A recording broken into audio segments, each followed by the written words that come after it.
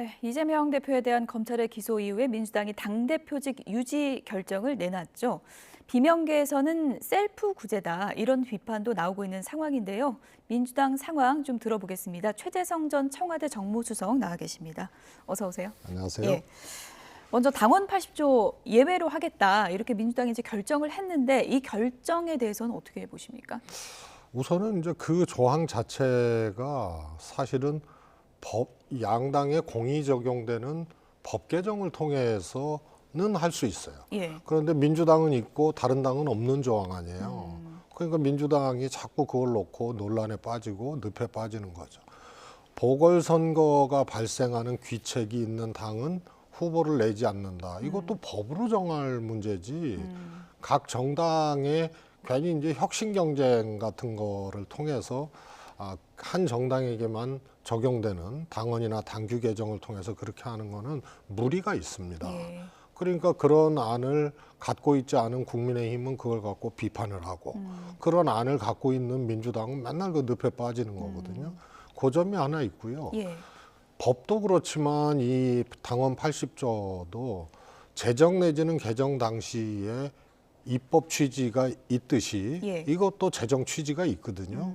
그거는 딱 조항에 그렇게 당시에 돼 있어요. 정치자금, 뇌물 등 부정부패인데 이 등을 어느 경우에나 다 적용을 해가지고 부정부패 혐의로 기소되면은 다 당원권 정지된다. 이런 거는 제정 당시의 취지하고는 안 맞아요. 예. 그때는 정치자금이나 뇌물 돈 받은 거 이런 이제 부정부패를 염두에 두고 한 거지 제3자 뇌물이라든가 이런 거는 상상도 못했던 거거든요. 예. 따라서 지난번에 구제조항 당무위에서 달리 결정할 수 있다는 조항도 사실을 개정할 필요가 없었던 건데 재정 취지에 비추어 봤을 때요. 예. 근데 그걸 공연위에서 또 논란만 부추겼고 또 얼마 전에 당 혁신위에서 여러 가지 의견 중에 하나인 검토 내용 중에 또 이거를 개정해야겠다는 이런 걸로 또 논란을 자초를 했어요. 예. 그래서 이건 재정 당시의 취지로 봤을 때도 이재명 대표나 윤미향 의원 같은 경우에는 해당 사항이 없는 거죠. 예. 그러니까 지금 해석해 주신 바에 따르면 정치자금, 뇌물 등 부정부패인데 네. 여기서 이 뇌물이 제3자 뇌물은 포함이 안 된 거다 이렇게 해석을 하시는 그러니까 건가요? 돈 받은 거, 예. 그래서 본인이 부정부패하고 뭐 축제한 거, 뭐 이런 것에 해당하는 거죠. 예. 당무위 의장이 어쨌든 이재명 대표기 때문에 어제 참석은 안 했다 하더라도 이것은 뭐 셀프 구제 아니냐 이런 비판이 또 나올 수밖에 없는 것 같거든요. 이건 어떻게 이런 보시나요? 거죠. 당대표가 당연히 당무위 의장인데 만약에 당무위 의장이 다른 분이라 당대표가 아니라 하더라도 민주당은 이런 경우에 결정을 어떻게 해야 되느냐. 그러면 당연히 이재명 대표가 당무위 의장이 아니더라도 이것은 해당 사안이 없다는 해석을 내릴 수밖에 없죠. 예. 어제 이제 결정을 보면은 해당 사항이 아니다라는 이제 해석이 아니라 이것은 정치 탄압이 해당되기 때문에 해당이 되지 않는다 하고 이제 예외 결정을 한 것이거든요. 그럼 이 부분에 대해서는 해석이 잘못됐다. 그럼 정치 탄압이 있었기 때문에 예외로 한다. 이 부분은 동의하지 않으시는 건가요? 아니요, 그거는 3조에 그렇게 돼 있잖아요. 예. 예외로 할 경우에 정치 탄압일 경우에 예외로 당무위에서 달리 결정할 수 있다 이렇게 돼 있기 때문에 예. 정치 탄압에 이제 정치 탄압이라는 말로 포괄적으로 이제 의미를 그렇게 둔 거죠. 정치 탄압이기 때문에 만약에 해당이 됐더라도 예외 규정으로 했어야 된다 이렇게 보시는 거군요. 그렇습니다. 예. 근데 부정부패 재정 당시에 적시했던 뇌물이나 돈을 수령하거나 그걸로 이제 대가성 뇌물이나 정치자금에 해당하지 않기 때문에 이거는 사실 직무정지, 당직정지 사안도 아닌 거죠. 그리고 3조 조항을 인용을 해서 정치탄압이라는 말로 그렇게 이제 의미를 부여를 한 거죠. 네, 그래서 이제 일각에서는 정치 탄압이라는 단어도 해석의 여지가 너무 크고 그리고 이제 앞서 말씀해주신 정치자금, 뇌물 등 부정부패 이것도 또 해석의 여지가 있는 부분이잖아요. 그래서 이걸 좀 가다듬어야 되는 게 아니냐 이런 의견도 있는 것 같더라고요. 아니 이거는 명료합니다. 재정 당시의 재정 취지가 돈을 받는 행위와 예. 같은 부정부패 이거였거든요. 예. 이재명 대표의 이번에 기소된 공소장 내용에는 이재명 대표가 돈을 수령한 게 없어요. 그러니까 대장동 428억에 대한 실소유가 누구냐, 예. 이 문제도 공소장에 빠졌고, 그다음에 경선 자금 8억을 요구했다. 이것도 공소장에 없어요. 그러니까 돈과 관련된, 부정한 돈과 관련된 혐의가 어디에도 적시를 못했기 때문에 배임, 성남시에 손해를 끼쳤다는 배임을 이제 번지수를 이동해 갖고 검찰이 뇌물이나 정치자금에서 배임으로 이동해서 그거 다투는 정도로 공소장에 돼 있고, 예. 그다음에 완전히 주종목이 바뀌어서 대장동에서 성남FC가 주종목이 됐죠. 그걸 제3자 뇌물로 또 혐의를 두고 기소를 한 거기 때문에 정치자금 뇌물, 부정한 돈을 받은 부패에 어디에도 검찰 공소장 내용대로라도 해당 사안이 없는 거죠. 네. 수석님, 그러면 정치자금법 위반 혐의로 이제 기소된 기동민, 이수진 의원 같은 경우에도 어제 똑같이 예외 적용을 했거든요. 이거는 어떻게 보세요? 저는 그거는 상황이 조금 만들어 놓은 그런 거 아니냐. 그래서 정치 탄압의 정치 탄압으로 해석되어질 수 있느냐의 여부도 그거는 좀 이견이 있을 수 있는 부분이죠. 예. 이제 그래서 이 당원 80조 놓고 앞으로도 또 그러면 어떤 의원은 정치 탄압이라고 해석을 해주고 또 어떤 의원은 해석을 안 해주고 이런 또 분란이 있을 수 있는 거 아니겠습니까? 그거는 정당의 몫이에요. 뭐냐면 모든 법률도 그렇지만 당원 당규 여러 조항. 그래서 당무위에 당원 당규의 해석권을 주거든요. 이거는 최고위도 아니고 중앙위도 아니고 당무위에서 당원 당규의 충돌 사안이나 해석을 달리하는 문제, 이런 것은 당무위에서 결론을 내리게. 그래서 당원 당규 해석권이 당무위에 있는 거예요. 예. 그래서 당무위에서 이런 것들을 판단해 나가는 것이 정당의 이제 몫이죠. 예. 그래서 이제 이재명 대표 대표직 유지를 놓고 이제 기소가 되다 보니까 뭐 당내에서도 여러 가지 목소리가 나오고 있는 시점인 것 같고요. 김남국 의원 같은 경우에는 이렇게 해서 재판에 넘겨져서 유죄가 나와도 무죄 추정 원칙이란 게 있기 때문에 대표직은 유지하는 게 맞다 이렇게 주장을 했더라고요. 유죄가 나올 경우에는 또 경우가 달라지는 거죠. 그리고 이것이 정치 탄압이라 하더라도 법에서 유죄 판결이 나왔다 그러면은 실질적으로 이재명 대표 스스로가 당무를 더 대표해서 수행할 수 있는 상황이 아니라고 판단할 수밖에 없는 거예요. 그래서 김남국 의원이나 김용민 의원도 유사한 발언을 했거든요. 예. 그런 것은 특히 친명계라고 일컬어지는 의원들이 조금 그런 발언은 미리 앞으로의 일을 예단해서 그래도 당대표 그냥 고다, 이 사퇴할 일 없다 이렇게 규정하고 가는 거는 좋은 모습은 아니죠. 그래서 좀 그런 발언들을 조금 절제할 필요가 있습니다. 예. 아무래도 이제 재판을 이재명 대표가 계속 좀 잦게 출석을 하다 보면은 당무 수행에도 좀 무리가 있지 않을까 이렇게 보는 또 시각도 있더라고요. 이제 경기도지사 시절에도 뭐 하여튼 정치하면서 그냥 소송 재판이 늘 따라다녔던 분인데요. 그때도 뭐 일주일에 2번씩 하면서 뭐 또 그 김남국 의원이 얘기했더라고요. 예. 이 시도지사 평가 1등을 했다. 운명이죠. 지금 상황이 당 대표에게 재판을 받을 수밖에 없는 그런 상황이기 때문에 그거는 상황으로 받아들이고 그런다고 그것 때문에 대표직을 내려놓고 민주당을 더 혼란에 빠뜨리게 하는 이런 것은 저는 바람직하지 않다고 봅니다. 그러면 뭐 당내에서는 뭐 일각의 의견일 수 있겠습니다만은 뭐 친명계에서조차 연말쯤 질서 있는 퇴진 얘기가 있었다 이런 얘기들이 나왔는데 수석님께서는 어떻게 보면은 이게 뭐 연말 넘어서 총선까지도 이재명 대표 체제로 가는 게 당의 안정을 위해서 좋다 이렇게 보시는 편인가요? 저는 그렇게 보지 않고요. 친명계에서 그런 발언을 하는 것 자체가 정무적으로 조금 수준에 못 미치는 거예요. 우선은 퇴진이라는 말이 나오는 것 자체가 민주당 상황에서는 지금 국면에서 맞지 않습니다. 예. 당장 퇴진이든 질서 있는 퇴진이든 그것은 총선을 치르기 어려울 정도의 혼란된 상황을 예고하기 때문입니다. 더더군다나 검찰발 이 정치 보복으로 이재명 대표와 민주당이 이렇게 많이 몰리고 있고 공격당하고 있고 그래서 흔들리고 있는 상황에서 친명계 의원에 의해서 질서 있는 퇴진이라는 말이 나온 것은 그건 뭐 전체 의견은 아니겠습니다만 그건 정무적으로도 그렇고 좋은 생각은 아니다 이렇게 보고요. 검찰의 공격에 대해서는 똘똘 뭉쳐서 방어를 하되 네. 그러나 저는 연말이라고 꼭 생각하지 않는 것이요. 역대 당대표들이 총선 내지는 대선 전에 검찰 수사 받지 않는데도 그만둔 경우들이 있습니다.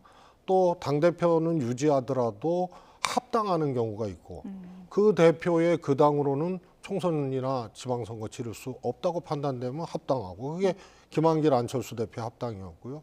정세균 열린우리당 마지막 의장은요.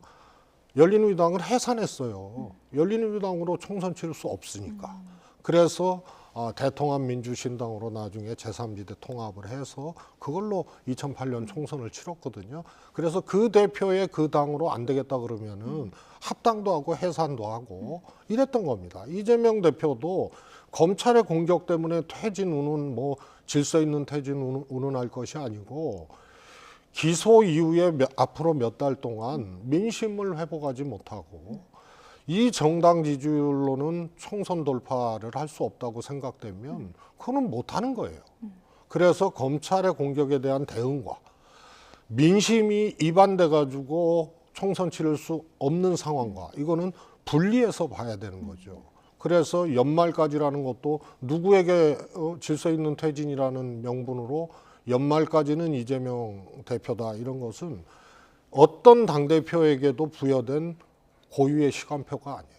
예. 민심이 뒤따라오지 않고 선거 돌파가 안 된다고 생각을 하면 누구든지 아마 이재명 대표 스스로도 결단을 할 수밖에 없는 것이죠. 예. 근데 민심 얘기 해주셔가지고 이재명 대표가 대표직을 유지하는 게 과연 맞는 것인지 또 여론조사 결과가 오늘 나온 게 있어서 소개를 좀 하나 해드리겠습니다. 대표직을 사퇴해야 하나 여론조사 결과입니다. 물론 전체 국민을 대상으로 한 여론조사와 또 지지층을 대상으로 한 여론조사가 저희가 이제 색깔로 좀 분류를 해봤는데요. 당대표 사퇴 여론이 조금 높아지는 추이가 나타난다면 이재명 대표가 거취를 좀 고민해 봐야 된다고 보십니까? 이번 조사는요, 이 과거 조사보다 사퇴 여론이 좀 줄어들었고요. 예. 한 8, 9% 줄어들었고 유지해야 된다는 이 의견이 조금 오히려 늘은 겁니다. 그래서 찬성과 반대가 3% 차이밖에 안 났고요. 과거에는 한 10% 정도 사퇴해야 된다가 더 높았거든요. 그래서 저거는 검찰의 과도한 수사, 정치 보복 이런 것들에 국민들이 동의하고 있는 이 폭들이 좀 넓어지고 있다는 반증이라고 봅니다. 이번 조사는. 예. 그래서 이번 조사 하나만 놓고 보면은 2.5% 정도 사퇴해야 된다가 많지만 직전 조사, 과거 조사하고 보면은 많이 이게 줄어들었기 때문에 굉장히 검찰을 앞세운 정치 보복이라는 것에 대한 국민적 동의가 좀 커지고 있는 그런 조사로 저는 해석을 하고 있습니다. 네. 아무래도 이제 대표의 사법 리스크로 민주당의 이제 고심의 순간들이 이제 계속 이어질 수밖에 없는 상황이고요. 구속영장을 검찰이 지금 추가로 청구할 가능성이 높다. 이런 전망이 많기 때문에 그럴 경우에는 민주당이 표결해서 지난번과 같은 선택을 할 것인지 어떻게 될 것인지 많은 분들이 좀 궁금해하거든요. 검찰이 그야말로 먼지 털다가 결국은 뭐 공기털이, 산소털이까지 나선 격이거든요. 1년 6개월 동안 대한민국을 이렇게 흔들흔들하게 만들고 이랬는데요. 아직도 구속영장 청구를 못하고 또 분리해서 청구하고 저는 이제 이 토막 내서 청구하는 일종의 살라미 구속영장 청구라고 얘기를 했는데요. 예. 우선은 수사기간이 짧았으면 몰라도 매우 길었는데 지금까지 뭐 하고 있다가 이것을 분리해서 구속영장을 칩니까? 그래서 체포동의안 청구가 또 온다면 그거 자체가 정치적인 동의안 청구이기 때문에 당연히 그거는 부결시켜야 된다고 봅니다. 이탈표가 지난번보다 좀 더 늘어날 가능성이 있다고 보는 분들도 있던데요. 저는 그렇지 않을 수도 있다고 보고요. 지난번에는 민주당 지도부가 잘못된 그런 판단과 예. 정치적인 발언들을 했어요. 압도적으로 부결될 것이다. 음. 그런데 그렇지 않았잖아요. 그래서 압도적으로 부결되지 않을 수 있는 여지들이 있었거든요. 그런데 그것을 자의적으로 해석하고 공개적으로 압도적 부결이다라고 얘기한 거는 오히려 민주당 내에 이 비명계 의견이나 또 부결하면 안 된다라는 생각을 갖고 있었던 분들에게 심리적으로 가결표를 던지거나 이탈할 수 있는 걸로 촉매제로 작동을 한 측면이 있어요. 그래서 앞으로도 지도부나 이재명 대표의 당내 대응이나 관리 이런 것들이 조금 더 면밀하게 될 필요가 있죠. 수석님, 그럼 국민의힘 하영재 의원도 지금 정치자금법 위반 혐의로 체포동의안이 이제 국회로 넘어왔거든요. 이거 표결할 때 민주당 의원들 속내가 좀 복잡할 수도 있을 것 같은데요. 우선요, 예. 여러 가지 사건들이 있죠. 그동안 체포동의안이 국회로 넘어온 사례들도 굉장히 많거든요. 예. 그래서 검찰의 수사가 엉터리거나 이러면은 그 체포동의안 내용을 보고 의원들이 판단을 하는 거예요.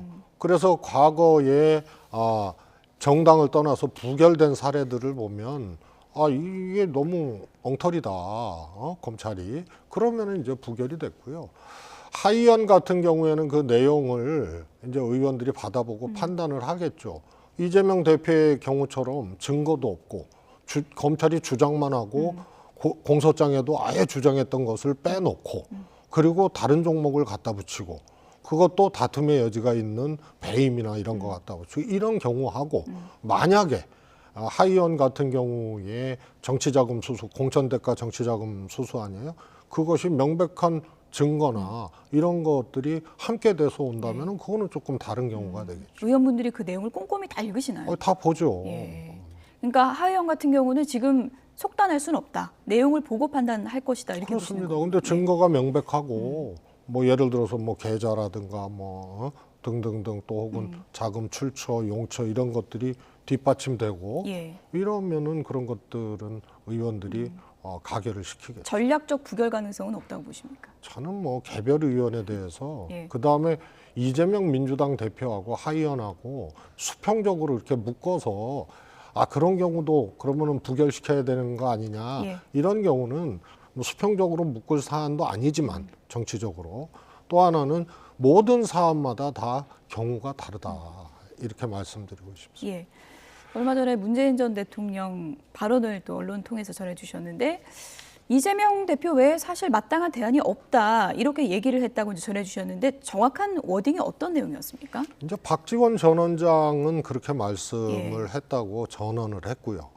저는 뭐 작년 얘기인데요. 작년 말 얘기인데 뭐 같은 취지의 얘기를 하셨어요. 근데 저한테는 이제 방법이 없지 않느냐 이런 말씀을 하신 거고요. 그래서 저는 얘기 안 이재명 하다가 대표 외에 이렇게는 언급을 그렇습니다. 구체적으로 안 예. 하신 건가요? 하신 이재명 건가요? 대표 얘기를 네. 하신 예. 거죠. 그래서 저는 얘기를 안 하고 있다가 이제 박지원 전 원장이 그런 말씀을 하시니까 또 언론에서 이제 질문들을 하고 그래서 저도 같은 취지의 얘기를 들었다라고 얘기를 했고요. 그건 사실입니다. 예. 그 다음에 이것에 대해서 공방을 벌일 필요가 없는 것이 이재명 대표가 당선되고 최고위원들과 함께 문재인 대통령 양산 사저를 가서 배웠잖아요. 그때도 같은 얘기를 하셨어요. 이재명 대표 중심으로 뭉쳐서 이렇게 얘기를 하셨거든요. 그렇기 때문에 박지원 전 원장님의 말이 사실이냐 아니냐 이렇게 공방할 필요가 없는 것들이 그때 지도부가 이재명 대표와 지도부가 찾아뵀을 때도 같은 취지의 말씀을 하셨죠. 예. 예. 물 좀 예, 드시고 예. 말씀하시죠. 문재인 전 대통령을 이제 가끔 우리가 찾아뵈면 뭐 정치 현안에 대해서 이런저런 이제 얘기도 하시고 할 텐데 지금 전해주신 내용을 들어보면은 지금 뭐 사법 리스크도 있고 당도 혼란도 있지만 이재명 대표 체제로 뭉쳐서 가면 민주당이 뭐 총선 승리도 할 수 있고 그렇게 가는 것이 옳다 이렇게 이제 본다고 볼 수 있는 건가요, 문재인 전 대통령? 그런 취지 예. 말씀을 하신 거죠. 예.